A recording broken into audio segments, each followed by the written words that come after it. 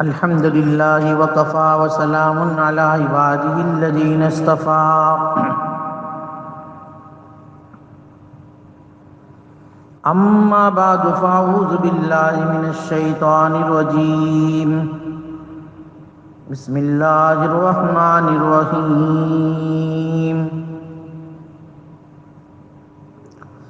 إن في هذا لبلاغا لقوم عابدين وما أرسلناك إلا رحمة للعالمين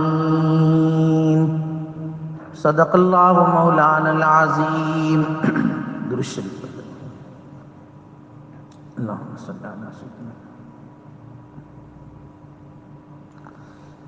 سورہ انبیاء کی آیت مبارکہ ہے جس میں اللہ جل شانہ ومن والہ سرکار دو عالم صلی اللہ علیہ وسلم کی ایک صفات کو بیان کر رہے ہیں، ایک صفت کو بیان کر رہے ہیں کہ ہم نے آپ کو رحمت للعالمین بنا کر بھیجا ہے، اور واقعی سرکار دو عالم صلی اللہ علیہ وسلم پوری دنیا والوں کے لیے رحمت بن کر دنیا میں تشریف لائے ہیں۔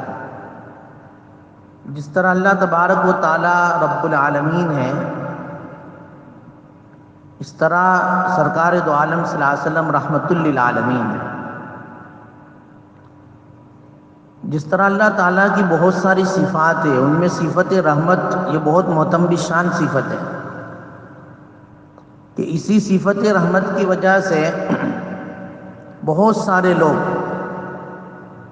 بہت ساری مخلوق اس پر اللہ تعالیٰ کی طرف سے رحمتیں ہوتی ہیں۔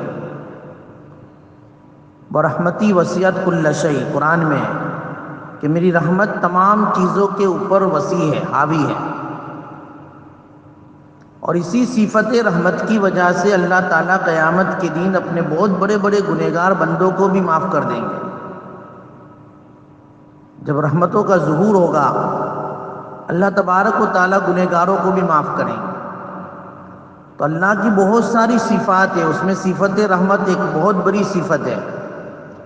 اس طرح سرکار دو عالم صلی اللہ علیہ وسلم کے اندر بھی اللہ تعالیٰ نے بہت سارے اوصاف رکھے، لیکن صفت رحمت کا جو وصف اللہ کے نبی صلی اللہ علیہ وسلم کے اندر ہے وہ ایک نمایاں ہے۔ اسی لیے اللہ تک کے نبی صلی اللہ علیہ وسلم ایک حدیث میں فرماتے ہیں کہ انا نبی الرحمہ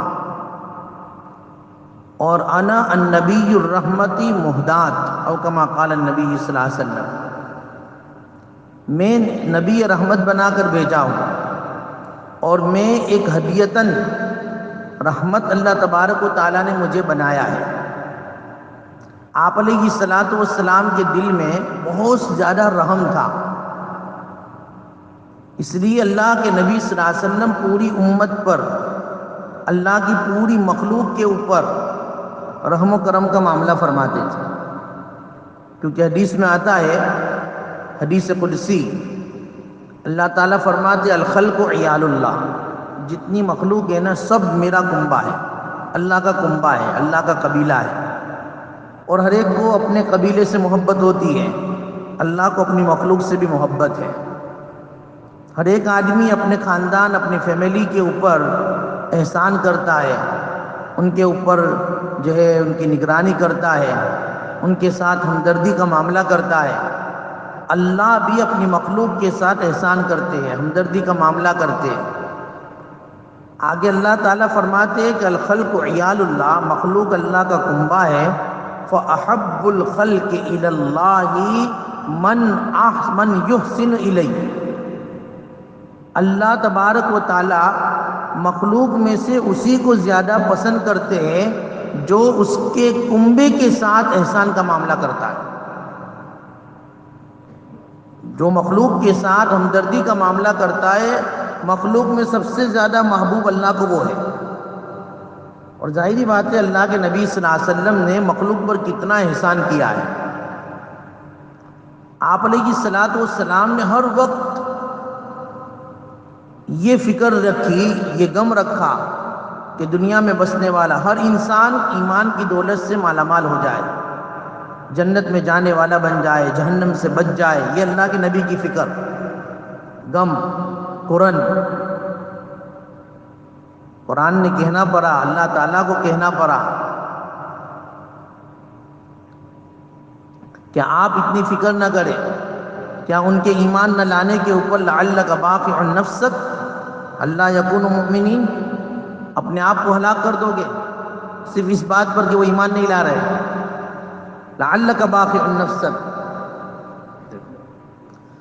اللہ کے نبی صلی اللہ علیہ وسلم نے پوری مخلوق کے ساتھ یہ احسان کا معاملہ کیا کہ ان کی ہدایت کی فکر کی. اس لیے ساری مخلوق میں سب سے زیادہ محبوب اللہ کے نزدیک اللہ کے نبی صلی اللہ علیہ وسلم ہے، کہ ان کے نزدیک ان کے اندر قرآن تھی، اللہ کے کنبے کو جنت تک پہنچانے کی، ہدایت پر لانے کی، گناہوں سے، کفر سے، ضلالت سے بچانے کی. تو جو یہ قرآن، جو یہ فکر اپنے اندر لے گا، وہ اللہ کا اتنا ہی محبوب بنتا چلا جائے گا. یہ فکر، یہ قرآن، یہ کہاں سے سپلائی ہوئی بھائی؟ اللہ کے نبی صلی اللہ علیہ وسلم کی صفات سے. تو اس اعتبار سے بھی اللہ کے نبی کیا ہوئے؟ رحمت للعالمین ہوئے، کہ تمام دنیا والوں کے لیے رحمت تھا.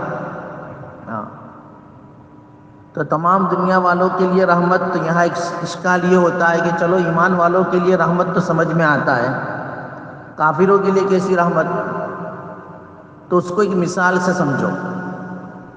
بھائی سورج نکلتا ہے اپنی روشنی کے ساتھ، طلوع ہوتا ہے، تو وہ تو ہر ایک کو روشنی دینا چاہتا ہے، لیکن کوئی بدبخت جو ہے اپنا گھر کا دروازہ بند کر لے، ونڈو بند کر لے، اور سورج کی کرنیں اور اس کی روشنی کو اپنے گھر میں آنے نہ دے، اور خود کو اپنے آپ کو اندھیرے میں رکھے. تو اس سے سورج کا جو ہے، سورج کا قصور ہے کہ اس کا قصور ہے؟ سورج نے تو اپنی روشنی تمام دنیا والوں کے لیے لے کر آیا ہے، لیکن جو آدمی اپنے آپ کو گھر میں جو ہے مقید کرتا ہے، بند کرتا ہے، دروازوں کو، ونڈو کو، سارے سوراخوں کو بند کر کے خود کو اندھیرے میں رکھتا ہے، قصور اس کا ہے، سورج کا نہیں ہے. اللہ کے نبی صلی اللہ علیہ وسلم تو رحمت بن کر آئے تھے پوری دنیا کے لیے، دنیا میں بسنے والے تمام انسانیت کے لیے. لیکن جس نے جو ہے اللہ کے نبی کی رحمت سے فائدہ اٹھایا تو وہ جو ہے فیضیاب ہوا، اور جس نے خود ہی فائدہ نہیں اٹھایا، اپنے آپ کو گھر میں مقید کر لیا، تو پھر جو ہے نقصان اس کا ہے، محرومی اس کی ہے، اللہ کے نبی کا قصور نہیں ہے. آپ علیہ الصلوۃ والسلام نے تو، اس لیے آپ علیہ السلام پوری دنیا کے لیے رحمت، مسلمانوں کے لیے بھی رحمت، لیکن دونوں کی رحمت میں فرق ہے. پوری دنیا والوں کے لیے، تمام مذاہب والوں کے لیے عمومی رحمت، اور اپنے ماننے والوں کے لیے خصوصی رحمت. اس کی مثال بھئی چھوٹے بچے سے جو ہے عورت کو بہت محبت ہوتی ہے. اگر ہم کہیں گئے ہو شادی میں یا کوئی اور جگہ پر، دو بچے یا کوئی بچہ روتا ہو، سارے مرد جمع ہو نا، تو اس کی طرف بہت کم لوگ دیکھیں گے، اپنی اپنی جو ہے مستی میں، باتوں میں لگے رہیں گے. لیکن جہاں کوئی دو عورتیں وہاں کھڑی ہو، فوراً متوجہ ہو جائے گی بچے کی طرف، اس کو اٹھا لے گی، ادھر ادھر دیکھے گی کہ کس کا بچہ ہے گی. فطری طور پر اللہ نے عورتوں کے دل میں بچوں کی محبت ڈالی ہے بمقابل مردوں کے.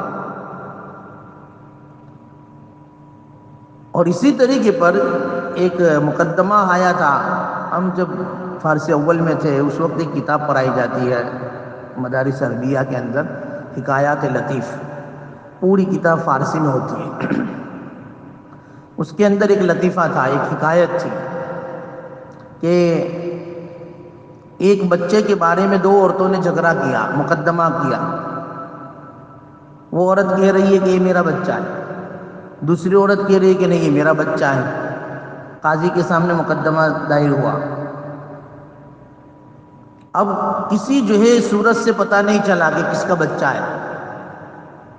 پروف مانگے گئے، دونوں نے برابر برابر لائے. اب قاضی نے کیا فیصلہ کیا کہ کام کرو بھائی، پروف سے اور دلائل سے تو پتہ نہیں چل رہا ہے کہ حقیقت میں بیٹا کس کا ہے۔ ایک کام یہ کرتے ہیں کہ بچے کے 2 پیس کر دیتے ہیں، 2 ٹکڑے، ایک ٹکڑا تم لے جاؤ، ایک ٹکڑا تم لے جاؤ۔ تو جو جھوٹی تھی نا وہ کہے کہ کوئی حرج نہیں، نو پرابلم، ایسا کرو۔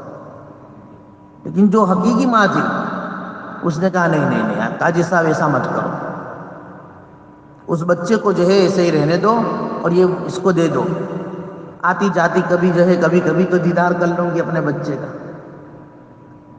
قاضی صاحب سمجھ گئے، جس ماں نے یہ فیصلہ دیا اور جس ماں نے یہ کہا کہ اس کو مارو مت، اس کو قتل مت کرو، 2 ٹکڑے مت کرو، اس کو دے دو، میں اس کو دینے کے لیے تیار ہوں۔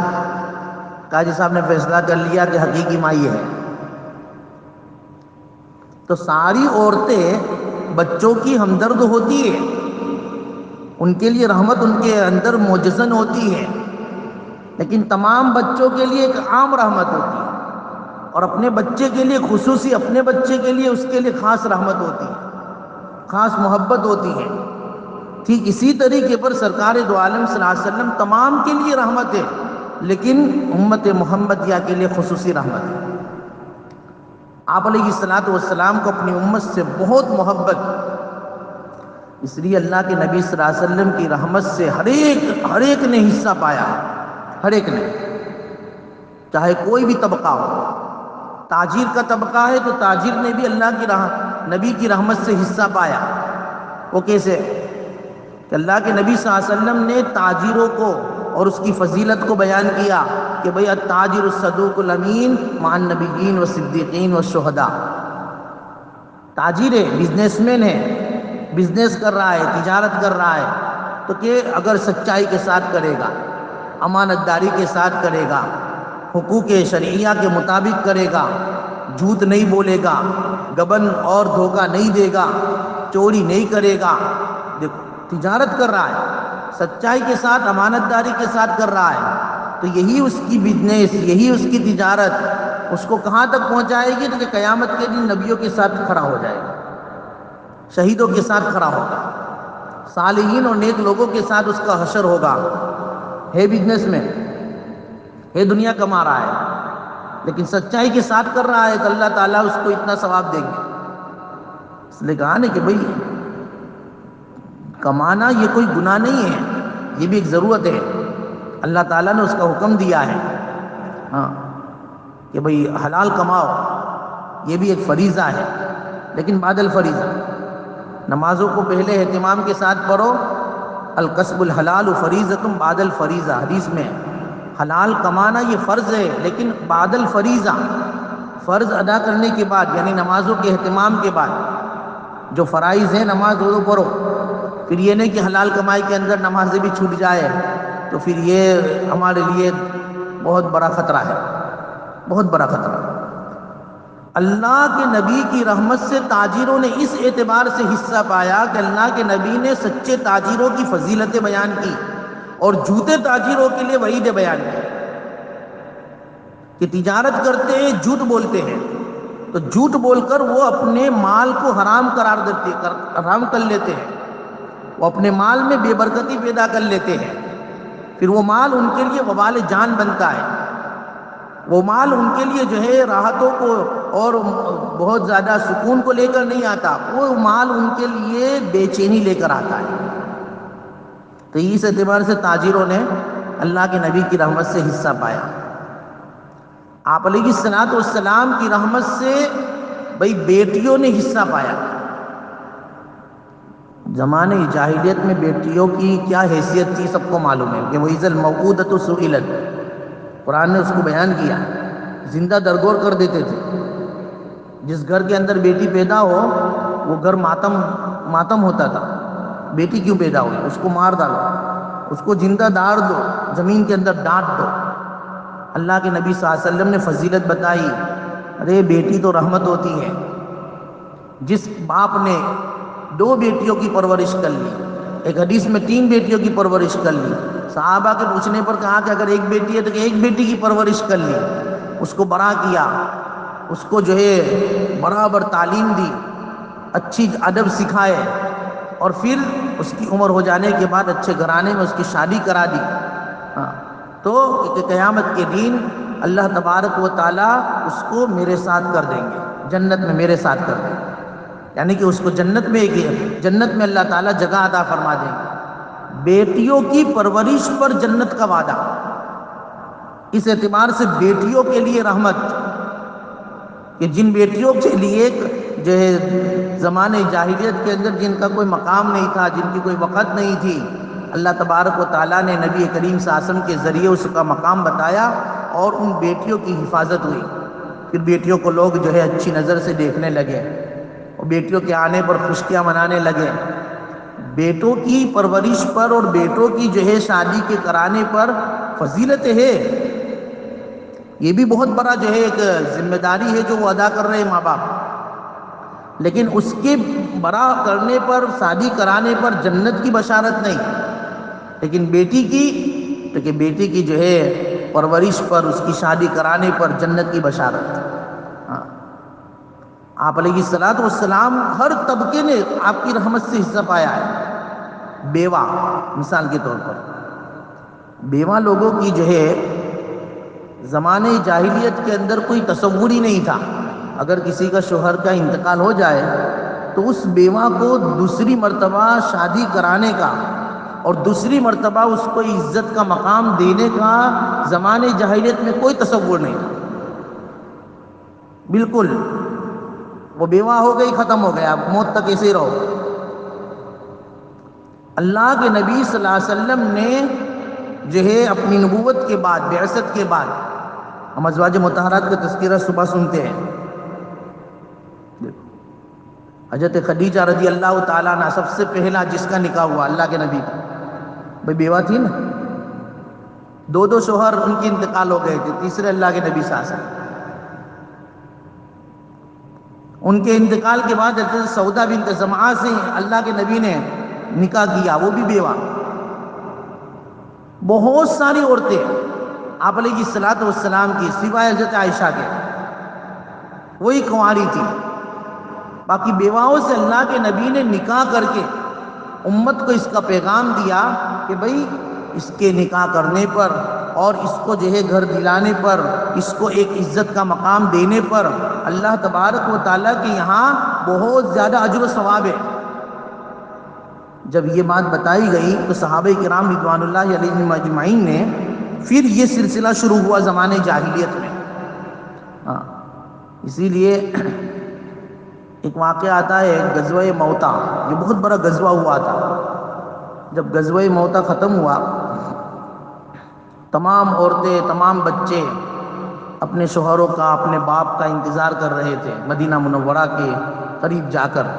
ہر ایک آ رہے تھے، کسی کا باپ آیا اس سے ملی، کسی کا شوہر آیا اپنی بیوی سے ملے۔ حضرت اسماء بنت امیش رضی اللہ تعالیٰ عنہ یہ بھی کھڑی تھی اپنے شوہر کے انتظار میں۔ ان کے شوہر تھے حضرت جعفر رضی اللہ تعالیٰ، جعفر بن عبد المطلب، جعفر طیار جن کو کہا جاتا ہے، جو غزوہ موتا میں انتقال ہو گیا، شہید ہو گئے، حضرت علی کے بڑے بھائی ہیں۔ تو جعفر رضی اللہ تعالیٰ عنہ کے انتظار میں حضرت اسماء کھڑی ہے، سب آ رہے، کوئی دکھائی نہیں دیا۔ اللہ کے نبی صلی اللہ علیہ وسلم بھی آ گئے۔ جب حضرت نبی کریم صلی اللہ علیہ وسلم کو دیکھا، ان کے چہرے کو دیکھا، حضرت اسماء سمجھ گئی کہ میرے شوہر کا انتقال ہو گیا ہے، وہ شہید ہو گئے۔ بچے تھے، 2 یا 3 بچے تھے۔ حضرت اسماء رضی اللہ تعالیٰ عنہ گھر چلی گئی۔ آپ علیہ الصلوۃ والسلام نے تسلی دی اور پھر کیونکہ ایک ماحول بنا تھا، ان کو ان کے حال پر نہیں چھوڑ دیا، جیسا کہ آج ہمارے معاشرے کے اندر یہ ہو رہا ہے کہ بیواؤں کو جو ہے نکاح کرانے پر یا ان کو نکاح کرنے کے اوپر بہت زیادہ آر بھی دلائی جاتی ہے، کبھی کچھ ایسی کنڈیشنیں رکھی جاتی ہے جس کی وجہ سے بیچاری مجبور ہو جاتی ہے۔ آپ علیہ الصلوۃ والسلام نے ایک ماحول قائم کیا تھا۔ حضرت اسماء بنت امیش رضی اللہ تعالیٰ عنہ کی عدت کے بعد ان سے نکاح کس نے کیا؟ حضرت ابوبکر رضی اللہ تعالیٰ عنہ نے کیا۔ دیکھو حضرت ابوبکر رضی اللہ تعالیٰ عنہ، حضرت ابوبکر رضی اللہ تعالیٰ عنہ نے ان سے نکاح کیا واقعے میں آتا ہے کہ ابھی 2 یا 3 سال ہوئے تھے، ابو بکر کا بھی انتقال ہو گیا۔ اب جب ان کا انتقال ہوا تو پھر تو اب 2 شوہروں سے وہ بیوہ ہو گئی، تو پھر تیسرا تو جو ہے، اب تو ہمارے زمانے میں کوئی ہوتا کہ نہیں ان سے نکاح مت کرنا ورنہ تم بھی جاؤ گے، ہے نا بھائی۔ لیکن حضرت ابو بکر کے انتقال کے بعد کتابوں میں لکھا ہے کہ حضرت علی نے ان کے ساتھ نکاح کیا، ان کے بچوں کو بھی ان کی تربیت میں لیا، اپنے بھتیجوں کو بھی لیا، کیونکہ بڑے بھائی تھے حضرت جعفر، تو ان کی بیوی سے پھر حضرت علی رضی اللہ تعالیٰ عنہ نے نکاح کیا۔ اسی طریقے پر حضرت عاتقہ رضی اللہ تعالیٰ عنہ کا بھی ایک واقعہ ملتا ہے۔ یہ جو ہے بیوی تھی حضرت عبداللہ بن ابی بکر رضی اللہ تعالیٰ عنہ، تو عبداللہ ابن ابی بکر رضی اللہ تعالیٰ عنہ اور حضرت عاتقہ، یہ دونوں کی بہت زیادہ محبت تھی، اور ان کی محبت عرب کے اندر بہت زیادہ مشہور بھی تھی۔ بعض مرتبہ ہوتا ہے شوہر بیوی کے اندر محبت ہر ایک کی ہوتی ہے، لیکن کسی کی زیادہ ہوتی ہے، اور اتنی زیادہ ہوتی ہے کہ چھلک جاتی ہے پورے معاشرے میں، پتہ چل جاتا ہے کہ بھائی ان کو ان کے بغیر اور ان کو ان کے بغیر چلتا نہیں ہے، جہاں جاتے ہیں وہاں ساتھ، جہاں جاتے ہیں وہاں، اس طریقے پر باتیں ہوتی ہیں۔ عرب کے اندر ان کی بھی باتیں ہوتی تھی، حضرت عاتقہ کی اور حضرت عبداللہ ابن ابی بکر کی رضی اللہ تعالیٰ، بہت محبتوں کے اندر تو کتابوں میں لکھا ہے کہ حضرت عبداللہ ابن ابی بکر نے ایک مرتبہ حضرت عاتقہ تو یہ کہا تھا کہ دیکھو، اگر اللہ نہ کرے میرا انتقال ہو گیا یا میں کسی غزوے میں شہید ہو گیا تو تم کسی دوسرے سے نکاح تو نہیں کر لو گی، تم نکاح مت کرنا۔ اس طریقے پر جو ہے عہد معاہدہ ہوا۔ حضرت عاتقہ رضی اللہ تعالیٰ عنہ نے عہد بھی کر لیا کہ نہیں میں آپ کے بعد کسی سے نکاح نہیں کروں گا، لیکن اللہ کو کرنا کہ عبداللہ ابن ابی بکر رضی اللہ تعالیٰ عنہ کسی غزوے میں گئے تھے، شہید ہو گئے۔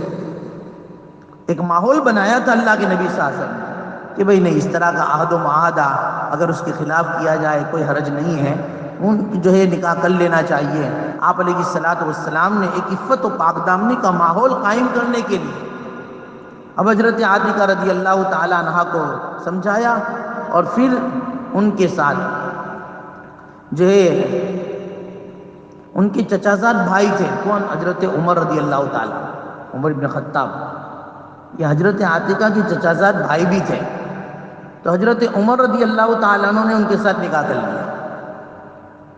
اب ان کے ساتھ نکاح کیا، ابھی 2-3 سال ہی گزرے تھے کہ حضرت عمر کا انتقال ہو گیا۔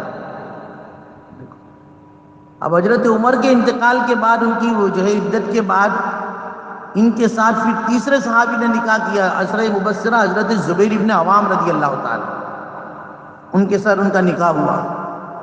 اب نکاح ہوا تھوڑے عرصے کے بعد حضرت زبیر کا بھی انتقال ہو گیا۔ حالانکہ حضرت عاتقہ رضی اللہ تعالیٰ عنہ ویسی جوان اور خوبصورت خاتون تھی، لیکن جب ایک کے بعد دوسرا، دوسرے کے بعد تیسرے کا انتقال ہوا تو پھر عرب کے اندر یہ مشہور ہو گئی کہ بھئی عاتقہ رضی اللہ تعالیٰ عنہ کہ بھئی ان کے ساتھ تو جو بھی نکاح کرتا ہے شہادت کا مقام حاصل کرتا ہے، جس کو بھی شہید ہونا ہو نکاح کے لیے حاضر ہو جائے، یہ مشہور ہو گیا۔ لیکن آپ علیہ الصلوۃ والسلام نے ایک ماحول بنایا تھا اور بیواؤں کے نکاح کے اوپر ترغیبیں دی کہ دیکھو، اگر بیواؤں کے ساتھ نکاح نہ کیا گیا تو پھر معاشرے کے اندر جو ہے خرابیاں پھیلے گی، برائیاں پھیلے گی۔ نکاح ہی ایک واحد ایسی چیز ہے جو برائیوں کو مٹاتا ہے، ختم کرتا ہے، عفت و پاک دامنی کو پیدا کرتا ہے۔ اس لیے اللہ کے نبی صلی اللہ علیہ وسلم کے زمانے میں کام رواج ہو گیا تھا کہ کوئی بھی بیوہ بغیر نکاح کے نہیں ہوتی تھی۔ ان کے بچوں کی تربیت کی ذمہ داری بھی جو شوہر جو ہوتا تھا نکاح کرنے والا وہ لے لیتا تھا۔ آج کی طرح کنڈیشنیں نہیں ہوتی تھی کہ نہیں بھئی ہم نکاح تو کرتے ہیں لیکن اولاد نہیں، وہ نہیں چلے گی، وہ رکھ کے آؤ، تمہاری ماں کو دے کے آؤ، تمہارے بھائی کو دے کے آؤ، تمہارے اس کو دے کے آؤ، نہیں، ان کی بھی ذمہ داری خود لیتے تھے، کیونکہ حدیث میں آتا ہے کہ کس کی وجہ سے تم کو رزق دیا جاتا ہے یہ تو اللہ کو معلوم ہے۔ وہ آنے والا بچہ یا آنے والی بچی وہ ہو سکتا ہے کہ تمہاری تقدیر کو بدل دے، تمہارے جو ہے روزی میں انقلاب پیدا کر دے۔ تو آپ علیہ الصلوۃ والسلام کی رحمت سے ہر ایک نے حصہ پایا ہے. بیٹیوں نے حصہ پایا، بیواؤں نے حصہ پایا، بیٹوں نے حصہ پایا، شوہروں نے حصہ پایا، بیویوں نے حصہ پایا. بیویوں کی بھی حیثیت نہیں تھی زمانے جاہلیت میں. بیویوں کے بارے میں بھی کہا جاتا تھا کہ شوہر ان پر بہت ظلم کرتے تھے. شادی کرنے کے بعد ظلم کرتے تھے، مار دھار کرتے تھے، ان کو الگ بھی نہیں کرتے تھے اور ان کو طلاق بھی نہیں دیتے تھے، ان کو معلق رکھتے تھے. نبی کریم صلی اللہ علیہ وسلم نے شوہر کو بیوی کا مقام بتایا کہ خیرکم خیرکم لأہلی، تم میں بہتر وہ ہے جو تمہاری گھر والوں کے نزدیک بہتر ہو. اگر تمہاری بیوی یہ کہہ دے کہ میرا شوہر پرفیکٹ اچھا، تو سمجھ لو کہ تم اللہ کے یہاں بھی اچھے، تم نبی کریم صلی اللہ علیہ وسلم کی نگاہ میں بھی اچھے. لیکن تمہاری بیوی تم کو یوں کہہ دے تمہارے پیٹھ پیچھے ان کی بہن کو یا ان کے خاندان والوں کو یا تمہارے خاندان والوں کو کہ نہیں نہیں بھئی یہ تو جو ہے بہت غصہ کرتے ہیں، میرے اوپر بہت ظلم کرتے ہیں، میرے ساتھ جو ہے اونچی آواز سے بولتے ہیں، گالی گلوچ کرتے ہیں، کبھی تو مار دیتے ہیں. اس طرح کی کمپلین اور شکایتیں کرے. چاہے تم دنیا والوں کی نگاہ میں اچھے ہو لیکن اللہ اور اس کے رسول کی نگاہ میں تم نہیں اچھے. یہ باتیں کہہ کر اللہ کے نبی صلی اللہ علیہ وسلم نے جو ہے بیوی کا مقام بتایا شوہر کو. تو اس اعتبار سے بھی بیوی نے اللہ کے نبی کی رحمت سے حصہ پایا نہیں پایا.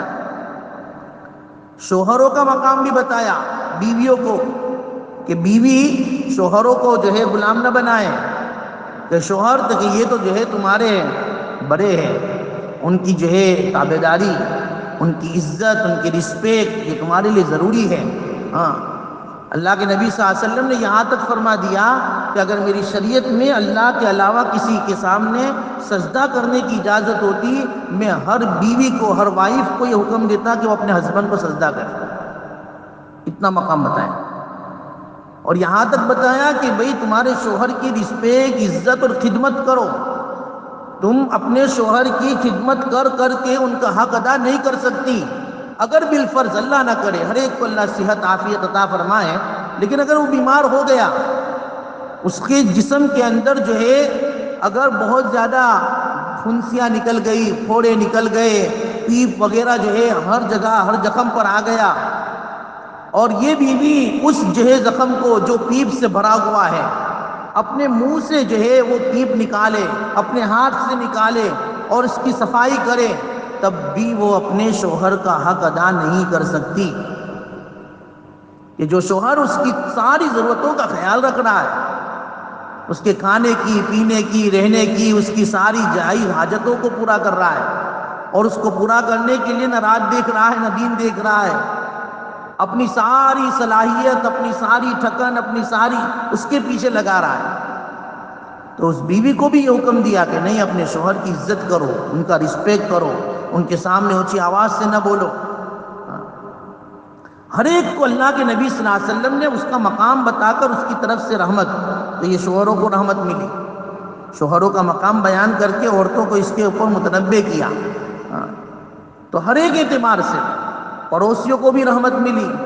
اللہ کے نبی صلی اللہ علیہ وسلم نے پڑوسیوں کا مقام بتایا کہ بھئی پڑوسی کہ ان کا تو حقوق ادا کرو، وہ ایک فیملی کی طرح ہے، ان کو کوئی تکلیف نہ دو. یہ پڑوسی جو ہے، جو پڑوسی تمہارے، اگر تمہارے پڑوسی تم سے راضی ہے، اللہ کے نبی صلی اللہ علیہ وسلم فرماتے ہیں کہ یہ تمہارے اخلاق کی ایک کسوٹی ہے، یہ سمجھ لو کہ تم با اخلاق ہو. لیکن تمہارے پڑوسی اگر تم سے ناراض ہو تو یہ تمہارے بد اخلاقی کی پہلی کڑی ہے، نشانی ہے. آپ علیہ السلام نے خود کہا کہ تم کھانا بناؤ، اگر اچھا کھانا بناتے ہو تھوڑا شوربہ تھوڑا زیادہ ڈالو اور اپنے پڑوسی کو دو. آپ علیہ السلام بار بار پڑوسی کی وصیت، نصیحت، اس کے حقوق بیان کرتے گئے.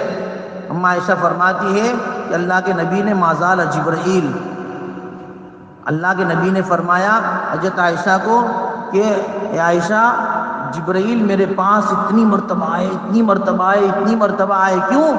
پڑوسیوں کے حقوق بتانے کے لیے، پڑوسیوں کے حقوق بتانے کے لیے اتنی مرتبہ جبرائیل آئے کہ مجھے یہ خوف لگا، مجھے یہ اندیشہ ہونے لگا کہ کہیں جبرائیل آ کر یہ نہ کہہ دے کہ تمہارے مرنے کے بعد تمہارے پڑوسی کو تمہاری وراثت میں سے، تمہارے ترکے میں سے، تمہارے چھوڑے ہوئے مال میں سے حصہ بھی دینا پڑے گا۔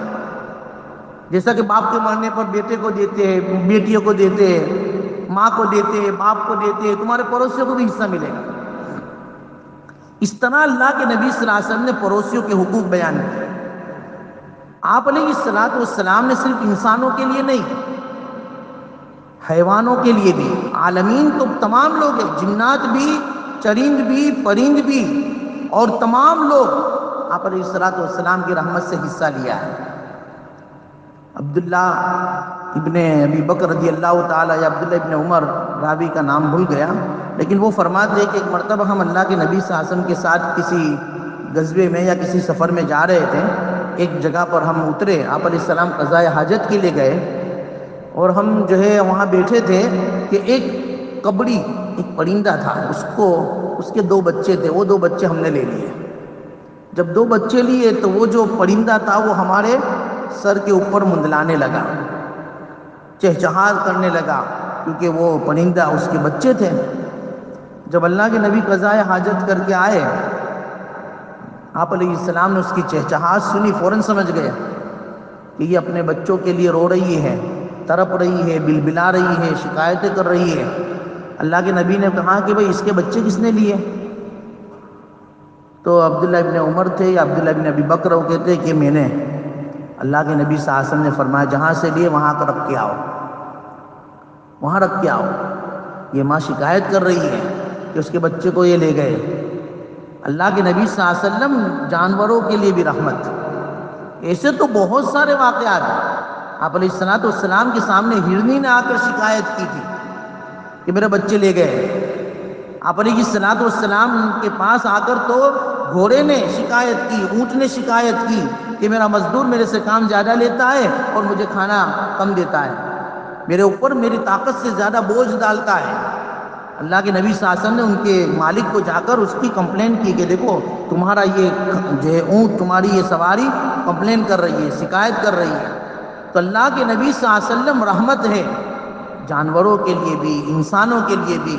وما ارسلناک الا رحمۃ للعالمین، یہ سے نبی رحمت اللہ تعالیٰ نے مجھے اور آپ کو دیے ہیں۔ تو جس نبی کی رحمت سے تمام انسانیت نے، جانوروں نے، چرندوں نے، پرندوں نے، جناتوں نے حصہ پایا ہے، تو پھر وہ نبی رحمت جس کے ہم نام لیوا ہے، جس کی امت میں اللہ نے مجھے آپ کو پیدا کیا ہے، تو کیا اللہ کے نبی صلی اللہ علیہ وسلم کی رحمت سے ہمیں فائدہ نہیں ملے گا؟ بہت فائدہ حاصل ہوگا، بشرطے کہ ہم نبی کریم صلی اللہ علیہ وسلم کی سنتوں کو اپنائیں، ان کو جو ہے آپ علیہ الصلوۃ والسلام کے طریقوں کو اپنا طریقہ بنائیں، تو انشاءاللہ تعالی آپ علیہ السلام کی رحمت سے ہمیں فائدہ دنیا میں بھی ملے گا، اور آخرت میں بھی اللہ کے نبی کی شفاعت سے اللہ تعالی ہمیں مستفیض فرمائیں گے۔ اللہ کہنے سننے سے زیادہ عمل کی توفیق عطا فرمائے۔ درود شریف۔ بسم اللہ الرحمن الرحیم، الحمد للہ رب العالمین والعاقبۃ للمتقین، والصلاة والسلام علی سید الانبیاء والمرسلین، اللہم لک الحمد کما ینبغی لجلال وجہک وعظیم سلطانک، یا حی یا قیوم برحمتک نستغیث، اصلح لنا شأننا کلہ ولا تکلنا الی انفسنا طرفۃ عین ولا تنزع منا صالح ما آتیتنا۔ الہ العالمین ہمارے گناہوں کو معاف فرما، خطاؤں سے درگزر فرما، سیئات کو حسنات سے مبدل فرما۔ اے پیارے اللہ، رحم کا، کرم کا، عافیت کا، آسانی کا، سہولت کا، فضل کا، اے اللہ معاملہ فرما، اے اللہ معاملہ فرما، ہر ایک کو صحت عافیت کی دولت سے مالا مال فرما، تمام بیماریوں سے، پریشانیوں سے حفاظت فرما، پوری دنیا سے وبا بلا کو ختم فرما کر عافیت کا ایک ماحول قائم فرما۔ اے اللہ پوری دنیا میں تمام لوگوں پر، تمام انسانیت پر رحم فرما، ہر ایک کو بیماری سے شفا عطا فرما۔ اے اللہ جو تجھے ماننے والے ہیں انہیں بھی، جو نہیں ماننے والے انہیں بھی اے اللہ شفا عطا فرما کر ہدایت کی دولت سے مالا مال فرما، ہدایت کی دولت سے مالا مال فرما۔ اے پیارے اللہ مسلمانوں کا بول بالا فرما، اسلام کا بول بالا فرما، جہاں کہیں مسلمان جس لائن سے پریشان حال ہے ان کی پریشانیوں کو دور فرما کر اے اللہ انہیں تیرا فرما بردار بنا، مطیع و فرما بردار بنا۔ اے پیارے اللہ ہمیں نبی کریم صلی اللہ علیہ وسلم کی ایک ایک سنت پر عمل کی توفیق عطا فرما، ہم میں بیماروں کو شفا عطا فرما۔ اے اللہ جو انتقال کر چکے ہیں سب کی مغفرت فرما، سب کی مغفرت فرما، سب کی مغفرت فرما، ہماری دعاؤں کو محض اپنے فضل و کرم سے نبی کریم صلی اللہ علیہ وسلم کے صدقے طفیل میں قبول فرما۔ اللہم ربنا تقبل منا انک انت السمیع العلیم وتب علینا انک انت التواب الرحیم۔ صلی اللہ تعالی علی خیر خلقہ محمد وآلہ واصحابہ اجمعین برحمتک۔